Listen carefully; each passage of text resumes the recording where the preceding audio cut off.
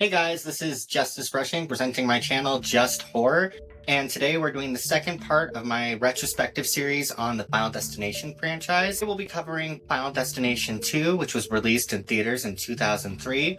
The film follows Kimberly, who has a premonition of a horrible highway accident killing multiple people, including her and her friends. She blocks the cars behind her on the ramp from joining traffic, and as a police trooper arrives, the accident actually happens. Now, death is stalking this group of survivors, and one by one, they are dying as they were supposed to in her vision. Now, right off the bat, it's been a second since I've seen this movie, and in the original viewing I had of this film and my prior experiences with it, this one ranked at the top of my list, and I'm just going to be completely candid. I didn't hate this rewatch. I still very much enjoyed it, but it did feel a little bit dated to me in some parts and not in the best of ways. So though it's not a bad movie, I do think it has dropped down my list. How far, I don't know yet, because I haven't watched all the other films again yet in the franchise. So by the time I'm done with these videos, I'll do some kind of ranking. We'll see where it lands. But currently, the first Final Destination film lands number one on my ranking. I think it was very well done. And as I'm going through this video, I'll explain some of the reasons why it fell down a little bit for me and why I don't think it held up as well as it used to for myself. Just like my last video, we're going to go over some of the behind the scenes details. We're going to talk about some of the stuff leading up to casting, and then we're going to do a full plot breakdown of the film. So I think it goes without saying that there is going to be spoilers in this video, and this movie's been out for a while, so if you haven't seen it yet, go watch it, come back to this video. Anyways, on with the video. Now, after the success of the first film, New Line Cinema obviously wanted a sequel made, so they approached Jeffrey Reddick to write yet another script. He agreed to this, and he decided when writing this script that he was going to expand upon the mythology that was presented in the first one. I'm going to get into this as we're doing the plot breakdown, but the deleted subplot that I discussed in my last video actually does have a little bit of a return, and I think that was incorporated very well. And that's something that I give mad credit to him for, was not overstuffing that original movie with that concept, but bringing it back for this one. I think it's awesome when you have writers that write the original film and then cut some ideas out, but then retouch on those and rework them into future scripts. I always think that's very smart writing. Don Mancini of the Child's Play franchise does that constantly. I think that leads to some of the best sequels on these ideas that actually get like a chance to cook. Now, his fellow co-writers and the original director of the original were unavailable to do this project, so they hired a new director in David R. Ellis, a stunt coordinator. He was excited to take on the role, and one of his direct quotes was, "How can we make Death a total badass in this movie?" And I think that he did succeed at that, especially with the iconic opening scene. Like, if you know, you know. The only returning actors in this film is, once again, Tony Todd reprising his role as the coroner from the first film. And again, he only has one scene in the movie, but another top-notch performance from an amazing horror actor. The other returning cast member and the only other character in the franchise, aside from Tony Todd, to have a returning role is Ali Larter, and she was very welcome to this movie. Unfortunately, Devon Sawa didn't return, and there's a lot of debates and speculation for why he wasn't in this film. According to the creators of the movie, they chose to not have him in it, that from a narrative standpoint, they didn't want him to be there. For me, I don't think that holds up very well, especially with the way that they write off his character in the movie. It makes no sense, and you guys, I feel like, are going to agree with me once we get there. There was no reason for the way to be handled. So I'm assuming that A, he was busy with another project, or B, they didn't want to pay him what he was worth, because that shit happens constantly. Now, the role of Kimberly, who plays the main heroine in this film, who has a premonition that kicks off all this, is played by A.J. Cook, and the director was noted as saying that once she auditioned, he was blown away by her sensitivity, and she immediately got the role. Once we saw tape on AJ and then we brought her in, she just nailed it. You guys all heard about Flight 180, right? How the Could get the survivors off the plane. You mean it's Browning? Yeah. My premonition is just like his.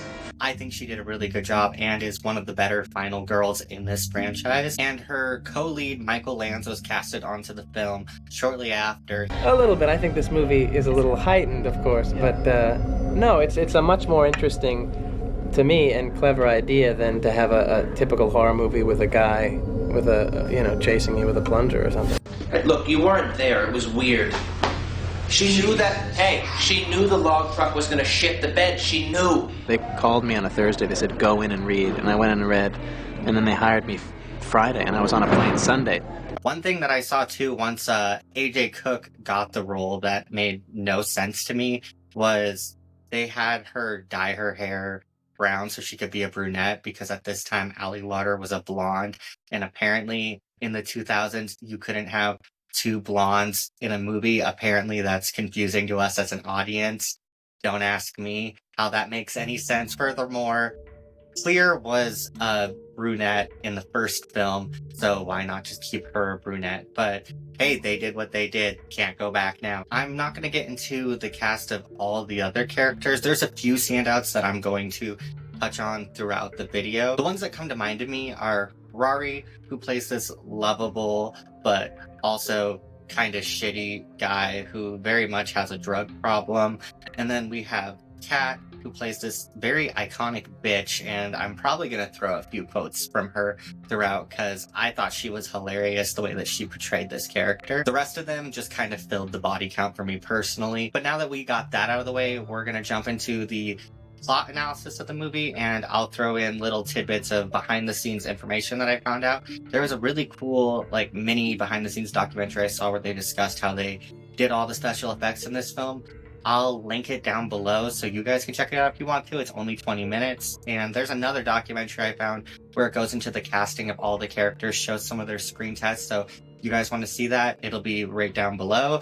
Now the film begins with Kimberly in bed, and the news is on and she's sleeping, and it's covering this interview show that's discussing the events of the last film, how everyone started to die one by one after having this vision and escaping this plane crash. As she's laying in bed, I got the heebie-jeebies because there's this big-ass, nasty spider crawling around with her, and at one point, towards the end of the scene, it crawls behind her back, and I fucking hate spiders. I love horror movies, but I refuse to watch horror movies about spiders because that shit just gives me the heebie-jeebies too much. I have been able to sit through such films as Human Centipede, Cannibal Holocaust, not enjoyably, mind you, but I sat through those. I actually had some interest in checking those out, but Arachnophobia and Eight-Legged Freaks, you ain't catching me there. The film cuts to the next day, and Kimberly is getting in her vehicle to go on a trip with her friends, and her dad notices that there is transmission fluid leaking from her car. He gives her a call to let her know that she needs to get it checked. Right off the bat, all of her friends seem to be very run-of-the-mill horror movie characters. Your group of promiscuous teens who dabble in drinking and drugs, so it was nothing original there. And spoilers, but if you're this far, then you should have clicked out. Thank God we don't have to deal with them for much of the movie. The only one that stood out to me was the blonde, but that's not saying much because none of them really had any dialogue or character to them with how short they're in the movie. As we continue, they start driving down this highway, and Kimberly starts noticing all these weird things. They first pull off onto the highway, and this homeless woman comes up to her vehicle, slams her hands on the window, and has a bag of cans. It splits open, hits the ground. They go onto the highway. Highway to Hell starts playing on the radio. There's a kid in the car next to them that's smashing trucks together. There's all these just distracted drivers. You have this couple on a motorcycle, and the girl just starts flashing her tits at their vehicle.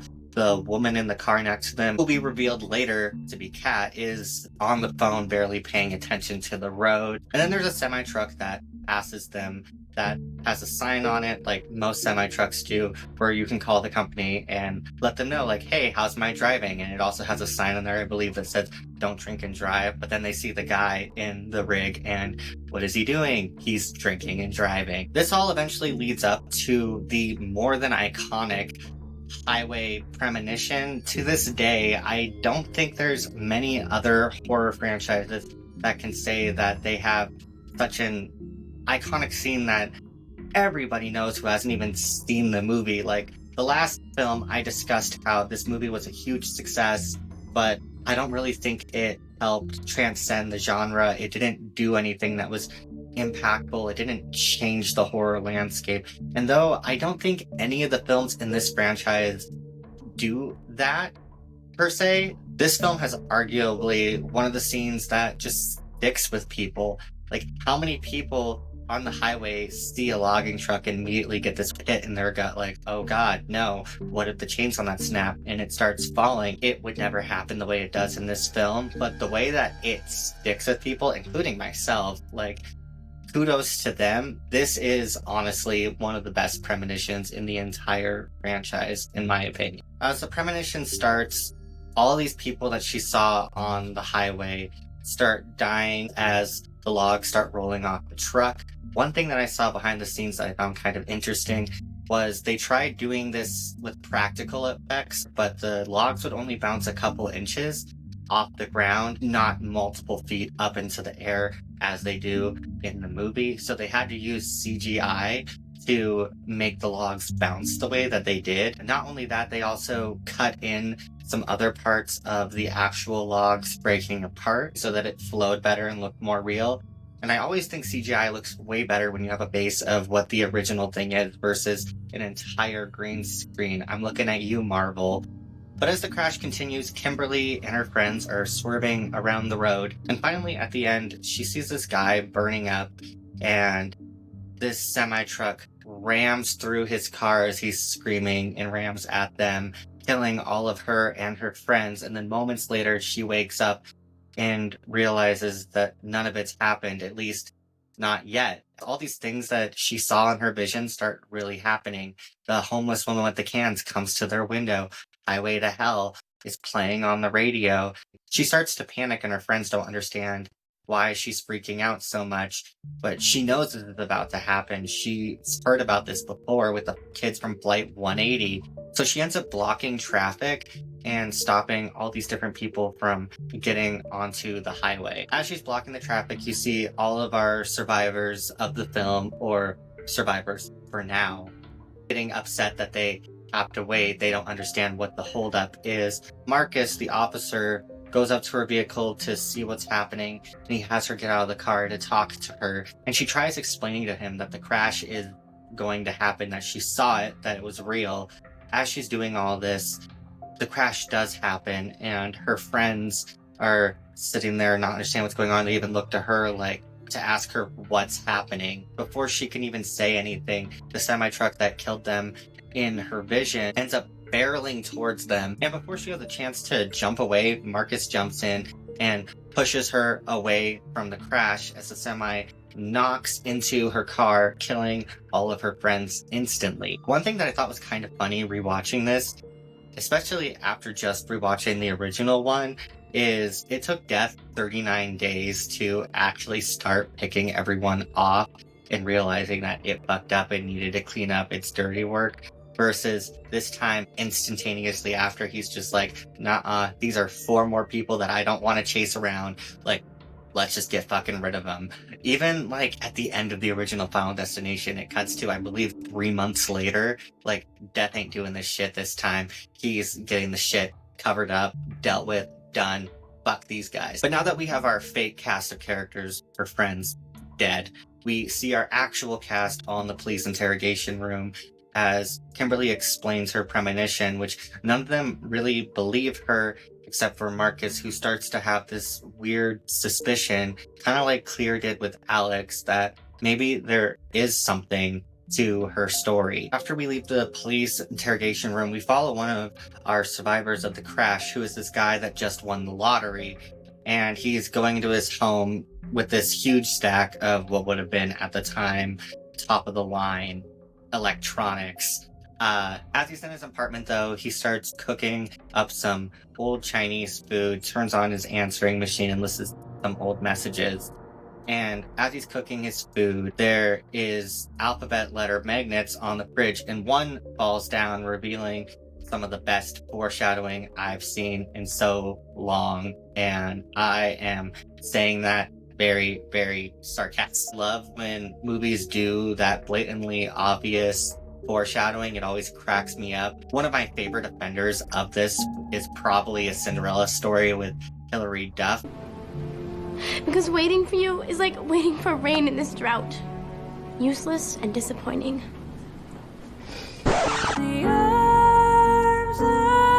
As he's cooking, though, he hears all these voicemails of all these women that obviously don't care about him. They're excited for his money, and that's exactly why they're hitting him up, and they're all being very, very flirty, and it's very much giving player energy as he's cooking his food and is kind of like smirking to himself.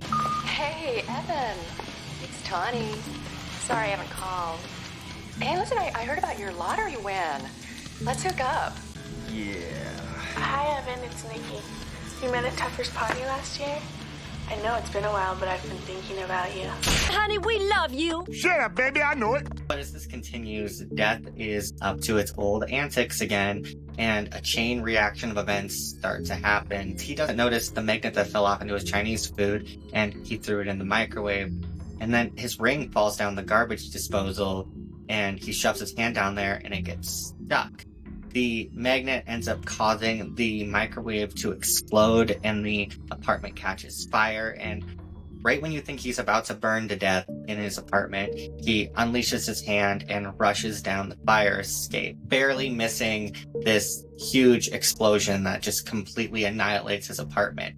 Right when you think he's gotten away, he's going down the ladder and falls on his back, and the ladder comes down, just barely stopping before his eye. And right when he thinks he's safe, the ladder launches down and impales him right through his eye. Did you guys get it? The magnet said that eye, and then he got gouged through the eye. Oh, you did. Oh, okay. All the survivors are at home after all this transpires that night, and on the news, they all see his death, and they get this lingering feeling of fear as they start to question, maybe there is something going on. Maybe Kimberly was onto something.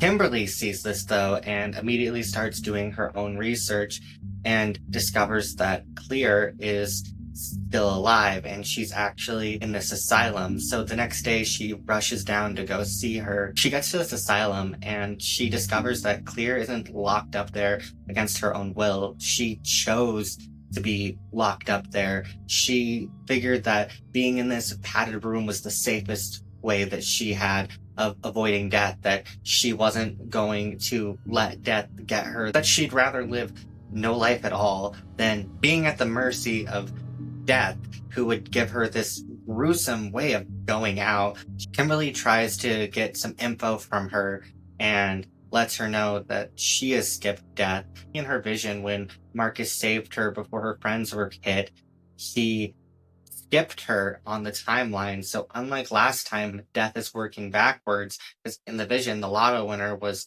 second to last to die. Clear is flabbergasted, to say the least, that death is working with a different design this time around, as Kimberly is trying to discover how to skip death and end this once and for all. Clear gives her some reassuring words, quote unquote. Congratulations. You'll be the last to go. But don't worry. Once the others are dead, it'll come back for you. Essentially, Clear tells Kimberly to buzz off. She isn't willing to put herself in that situation again, especially after her best friend Alex from the last film died by a falling brick that hit him in the head. Now, this is the part where I'm going to bitch a little bit, because Alex was literally the main character in our last movie, and not only are you going to have him go out off screen, but he gets killed by a falling brick. Like, are you fucking kidding me?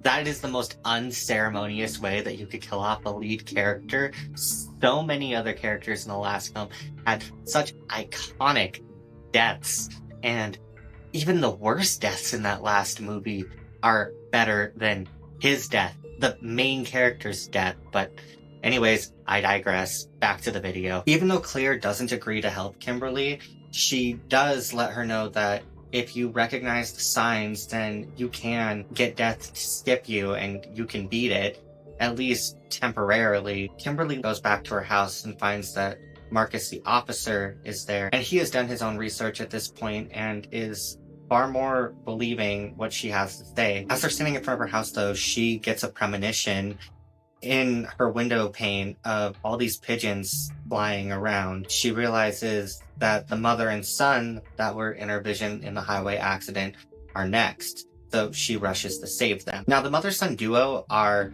at the dentist office so the son can get his mouth work done, and outside there are construction workers working.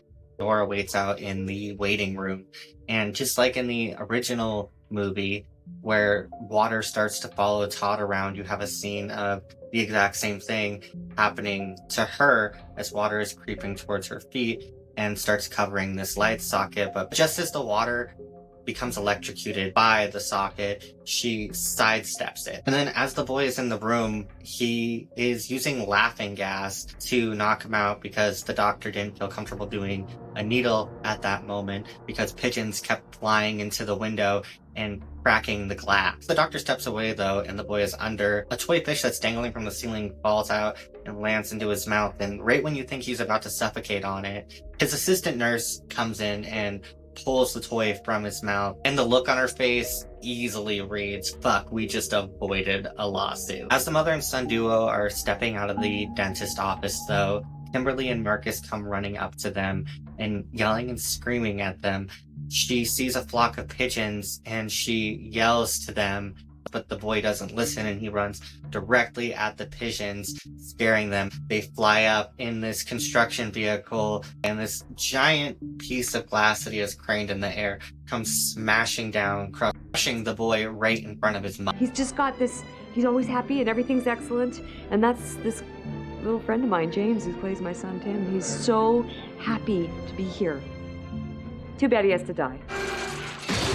Both Kimberly and Marcus try to talk with the mother after this happens, and she doesn't want anything to do with it. She's grieving the loss of her son. So they go back to Kimberly's house, and once they get there, Clear has decided to come and help them out finally. And it is at this point in my notes that I realized I've been writing her name down as Claire, which honestly, it should just be Claire. I don't understand. I mean, I went to the mini little rant about it last time, but seeing as this is her last movie, we'll just get it out of the way so that, like, maybe I can come to terms with it. But Clear Rivers, that is the stupidest name I've ever heard. I mean, it's original, I'll give him that, but Clear Rivers. Anyways, Clear comes and lets them know that she doesn't know what to do to defeat death, but she just might know somebody that does. Clear takes them to the corner from the last film, and he immediately greets her as if she's an old friend in this super creep kind of way.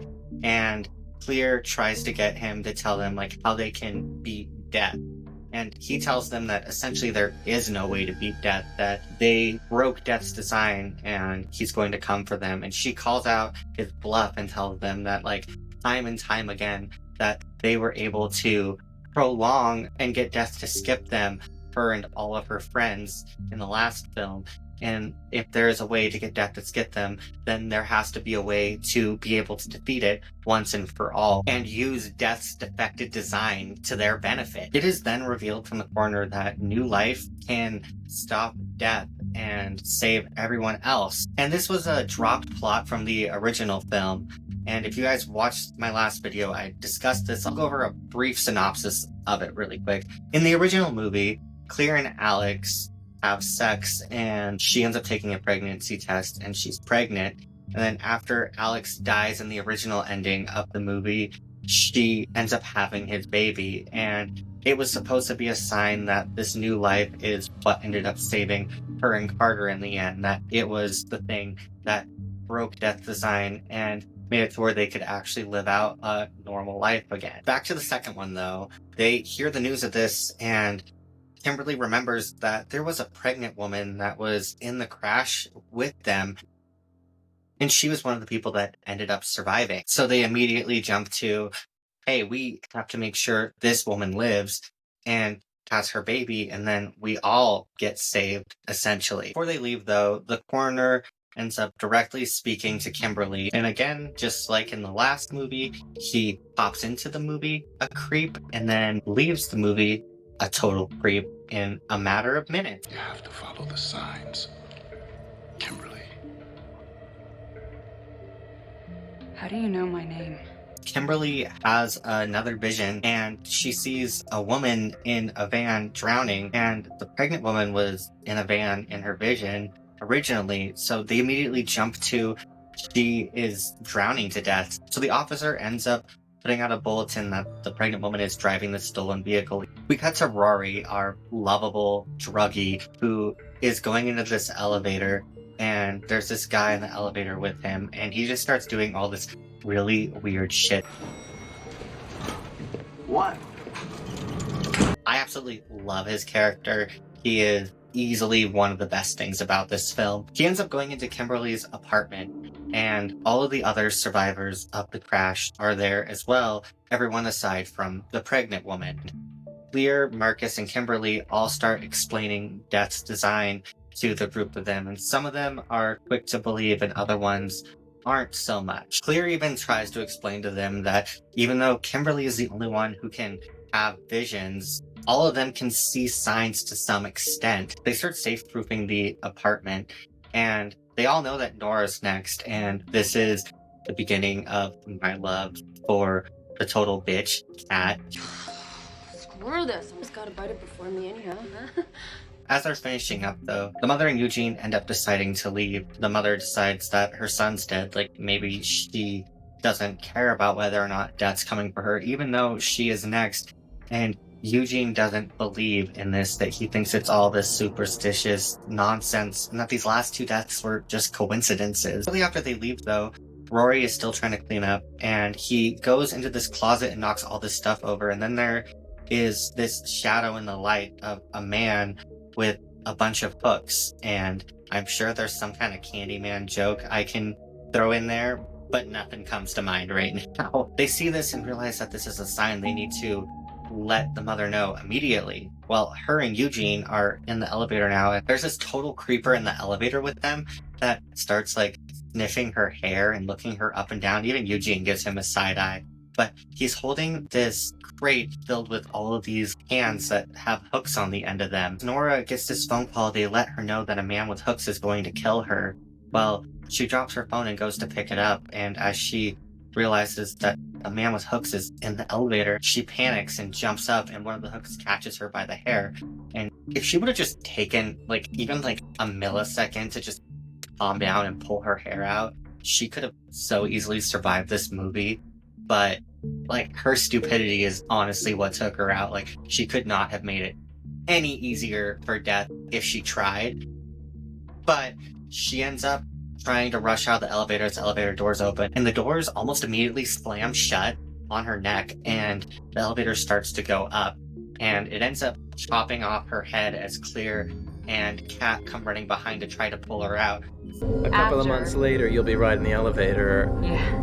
You think twice about sticking your arm in the elevator to stop the doors from closing. That's for sure. We cut back to the apartment, and Eugene rushes in saying that he controls his life. Fuck Death, that Death doesn't have control over him. And he tries to shoot himself to prove it, but as he shoots each bullet, none of them goes off, and they find out that all 5 bullets were blanks. It wasn't his turn. Death wasn't going to let him go out that easily. As they have this realization, Claire and Kat come walking back into the apartment. Can we find the pregnant woman now, please?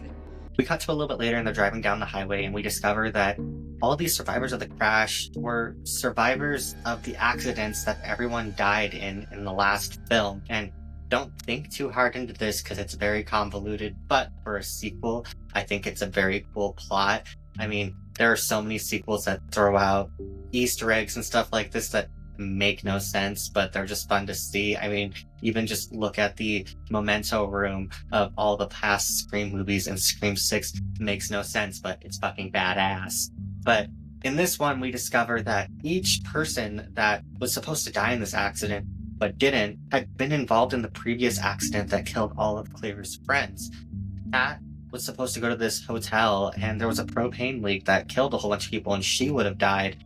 But fortunately, she ended up not going because her bus hit Terry in the last film. And Kimberly, her mother passed away. And the only reason that she avoided death was because her and her mom were at the mall, and her mom went out to the car and she got distracted watching the TV and saw the news of Todd's death. And while she was watching the news, her mom was out of the car and got shot and killed by some muggers. It's hearing all of these stories from each other that Clear realizes that death is trying to clean up its loose ends.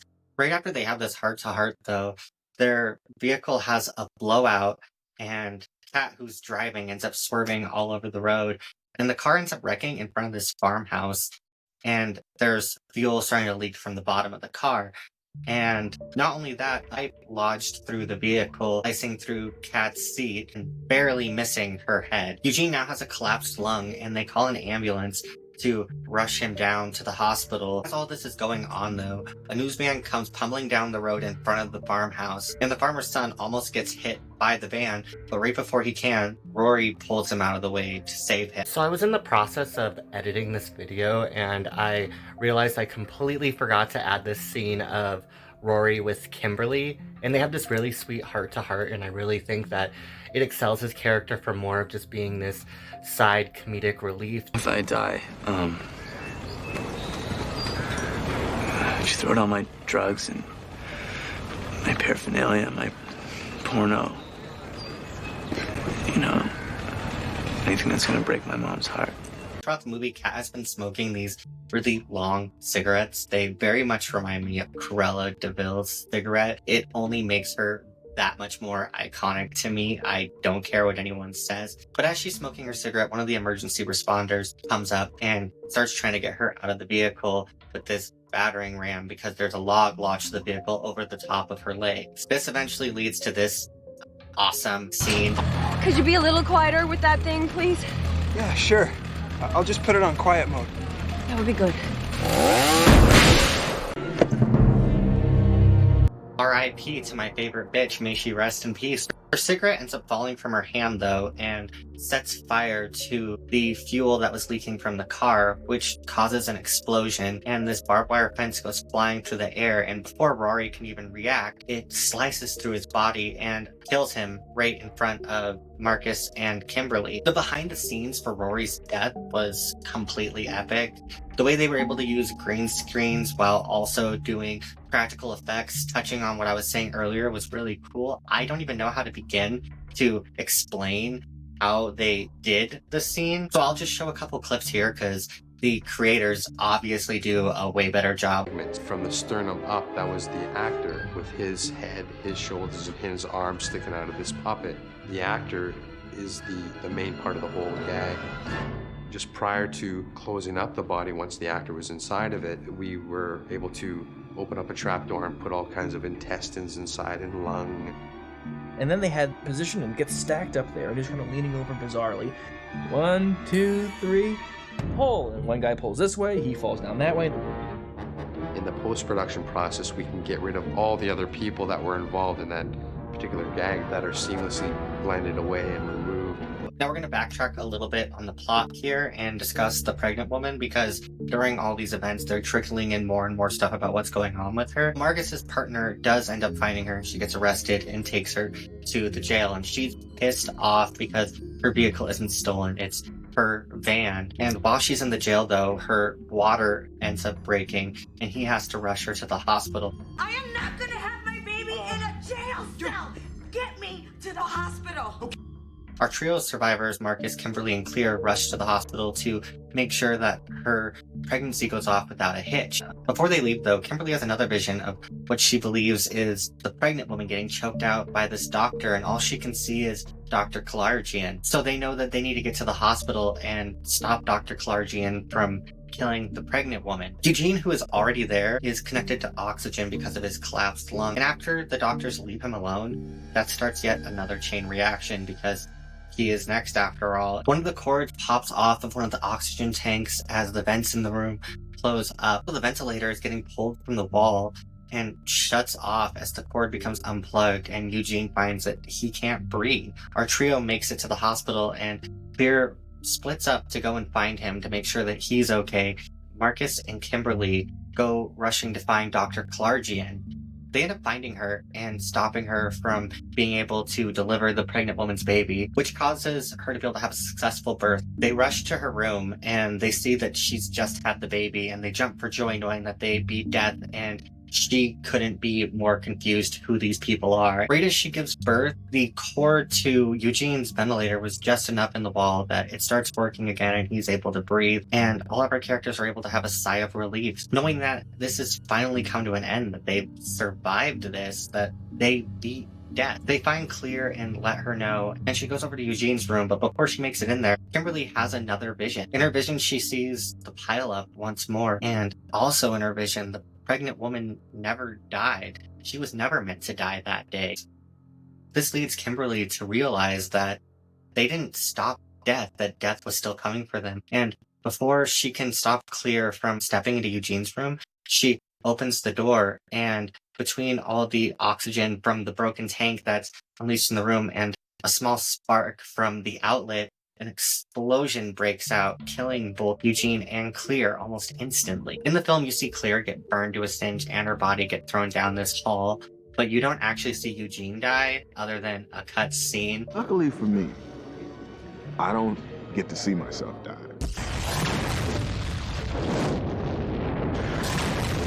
When it's time to go, it's time to go. You have no control over that.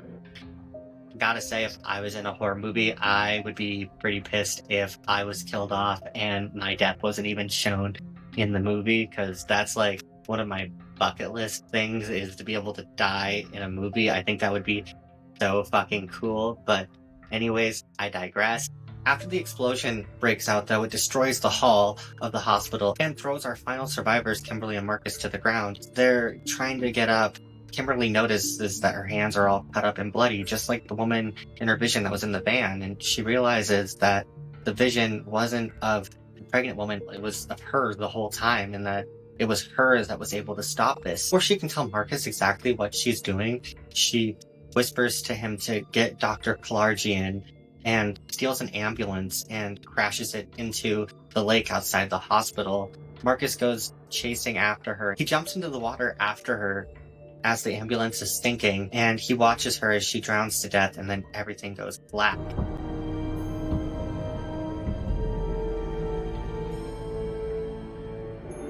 Only new life can defeat death.